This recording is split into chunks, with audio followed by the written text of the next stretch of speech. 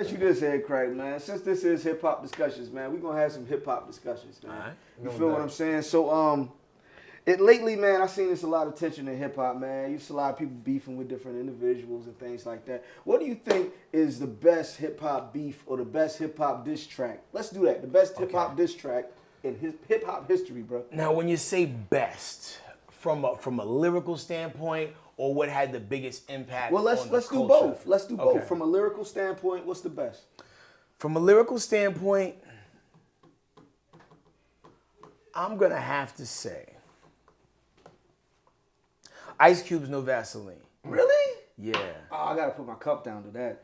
Really? And I'm probably drawing a blank right now because there's so many. There's a lot. But the thing is, like, No Vaseline was facts. It's one thing when you're going at people and you're saying things that sound dope. Yeah. Like, No Vaseline was all facts. It was, in my opinion, I don't think it was, to me, it wasn't the best. To me, the best lyrically was definitely Cannabis Second Round Knockout. It definitely flashed across my mind. It definitely did. But every time I think about that song, I think about LL's rebuttal. And Jack the Ripper. Yeah, the Ripper Strikes Back. And just like in a good live rap battle, sometimes a good opening MC's lines can kind of be overshadowed by the rebuttal. Because 99% of your fans wear high heels. 99% of your fans don't exist. These guys know their shit. I know that shit. These guys know their shit. It's hip-hop discussions, what you think, my nigga? You know, it's hard for me, man. It's like he said, it's so many, but as far as like a beef, like, you got to take it back to MC Shan and KRS-One. Like, yeah, that's true too. And shout out Shan. I ain't missed this show because I was I was on vacation, but you know, to me, I mean, because that really started it. That like made everybody. It showed the true competition in hip hop. Like with Ice Cube's, it was more he was hurt by them because you know what I mean he dealt with them, so to speak. Well, No Vaseline was all about Common. My fault, Common. No, Vaseline was about NWA. Was it? Yeah. Oh, come on, man. You got me. What was the Common joint? The Common one was Bitchin' You. Yeah, Bitchin' You. That was come on. You got me all. Yeah, you got it. West Side man. Look. But Raiden caught the first L. he caught an L, man. Ever. Like that one was more because they was a family, and really he put in the work for all of them to be who they is. Definitely. So for them to kind of side trick, do him how they did him, that was crazy. But me, I think the KRS wanted MC Shan, but really, yeah. And I always love like in a battle when like you can kill a bystander. And because like KRS-One totally killed the bystander, the bridge over. Like Roxanne Shaktan's only good for Shetty fucking, and the Molly sucks. Like, but you know who did that though? Who did that like dope to me? I think Pac did that too. Pac was killing like all the bystanders. He was like, fuck it, Chino XL, fuck you too. Anybody that was associated with it caught it with Pac though. Yeah. But I don't like Pac's diss. Like I'm a Biggie fan by the way, because I'm a Biggie fan. So what you think about that? I mean, it was a hardcore diss, but it hurt me. Pac and Big period. The Pac and Big beef, you know, it was like a WWE. Yeah. You think so? It was. That's how I feel. Too far. Exactly. Right. And when I say that, anybody who knows the situation closely knows that Pac knew Biggie didn't have shit. Exactly. And we argue about this all the time. Yeah, we always argue about this shit, bro. And at the end of the day, he knew the hype was going to sell. And that was his motive. And he's a drama major. He was. It's like a wrestler who's doing a really dope shoot for a while or a dope promo. He just got killed before they realized, before he got a chance to kind of clean the table up. Because even Biggie was like, "Yo, dude, why the fuck are you doing this?" Like, even like Nas was like, "Yo, and I was telling him like, I feel like that's what really hurt the whole culture of the hip hop. Like, I think that had the most influential impact on like the whole culture because it was like people was actually scared to go there. Like rappers from the Northeast couldn't go there and they couldn't come here for like a major period of time. But now it's like it's coming back now. You know, they go both ways now. But back then, like how these guys be in LA now, you couldn't do that when that beef was going on. That drew a major line in the sand, and like people would like super divided. Like you said, you were a Biggie guy. Like I was a Pac guy till he started beefing with Biggie. Because even being as young as I was like, yo, you're going about this the wrong way. Right. And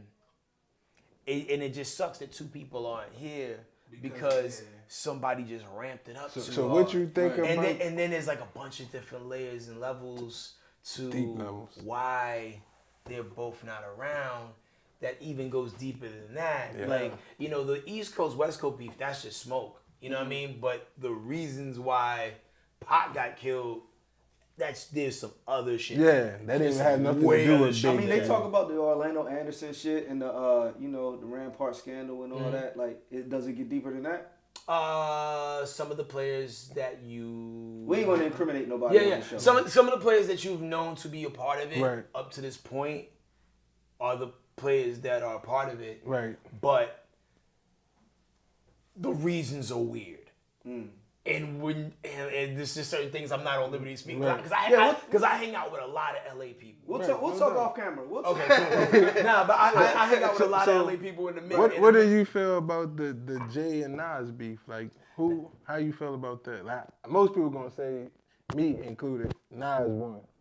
To me, because I think Ether is a song that can never, like, Jay had to come back to even, like, he could not let that be the last song. So of the when battle. you say Nas won, you're saying Nas won from like just the musical standpoint? Just the music, yeah. Okay. Not nothing else. He can't compare it. It's levels. Nas won. Nas did win lyrically, and the thing is, if you depending on like how many Clue mixtapes you listen to, Nas been shooting at Jay for a long time, and vice versa. Yeah, in my opinion, vice versa. But I think a lot of it stems from Jay wanting to do more things with Nas. Nas is like, nah, I'm good over here. Yeah. And, you know, I guess like maybe bruise the egos between point A and point B. But there's this Clue mixtape where Nas like was just going in. And this is before the beef was officially on. And he's like,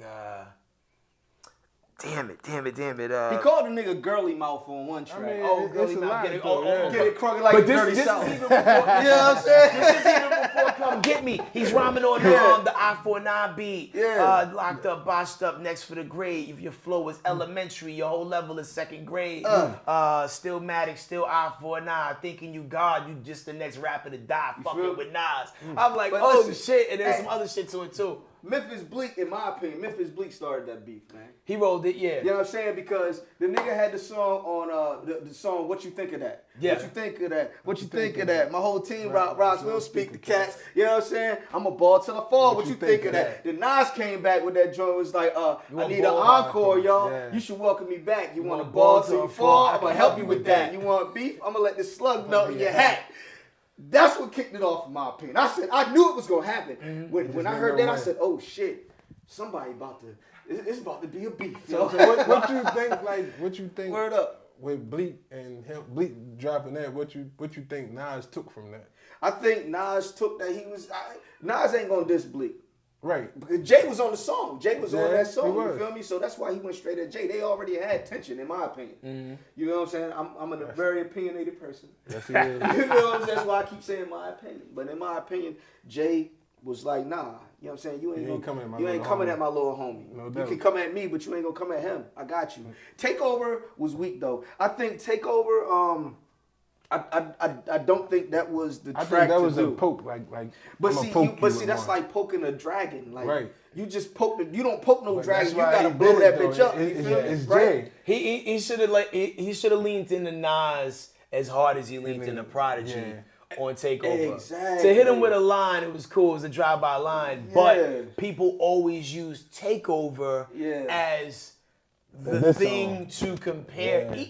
Compare it with Ether, and to some degree, I don't think it's fair to do that because Ether's a better song. Definitely. But then, if you want to get cute and try to compare Super Ugly, because that Super Ugly that was even worse. In my exactly. opinion. So that's why I feel like Nas won the whole lyrical battle. Yeah. And but Jay-Z won the war. He won the war. Definitely won the war. Nas ended up working for him. When it came to Super Ugly, I was like, damn, like Jay, I could tell his desperation. because he was really hurt. He had to be because he said left condoms on your baby seat. Like that's like whoa. Like okay. some certain things you just don't That's say. like but so, it touched him. That's why I said like it hurt him. He had to come out. He couldn't let Ether just be the only song. Yeah. The last. I gotta say something. No matter what I say, I gotta say something. I can't let him go like that, man. But I mean, but even going back to like what people recognize as like the first battle ever.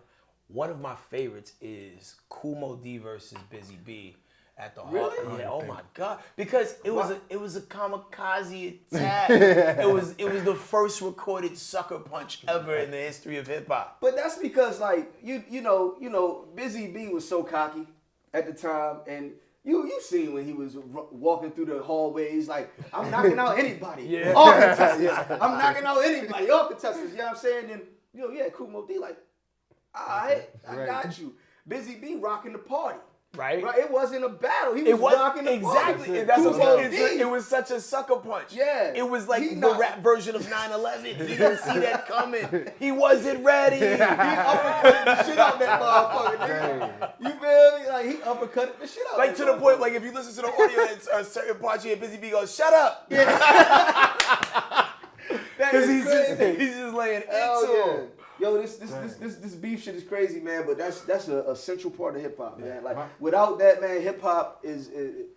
I don't think it would have lasted. This long, bro. It kept the competition. My favorite beef was the Jada Kiss and Beanie Siegel beef. Like, that beef was to one where it could have went on some whole other shit. Yes. Like, it could have went straight left field. Like I see you, you see me. You better do what you got to do. Because Beanie Siegel never operated like a person who had money. Never. Beanie Siegel is like a consistent maker of bad legal decisions. So I'm glad they squashed that before it turned into something else. Because I remember the first, I think it was maybe right after the first album, I interviewed Beanie Siegel. Nice guy, eyes of a killer. You know, you can just tell somebody, who could be who they need to be for the second, but.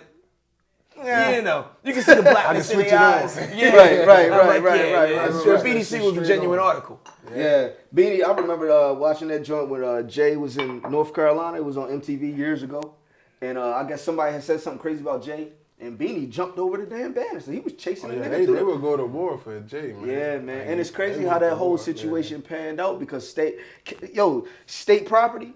The first State Property album to me was the shit, bro. The whole that's gonna have Can't Stop, Don't Stop on it, right? No, that was Chris Lee joint. I'm talking about the joint that Sun had Never Shines in the Ghetto. It had Till I'm Gone. I'm trying to think of song. the Rock the Mic joint was on Rock the Mic joint with Old Dirty Bastard was on there, right? When you hear that, yeah, that was my shit, bro. Like I fucked with that.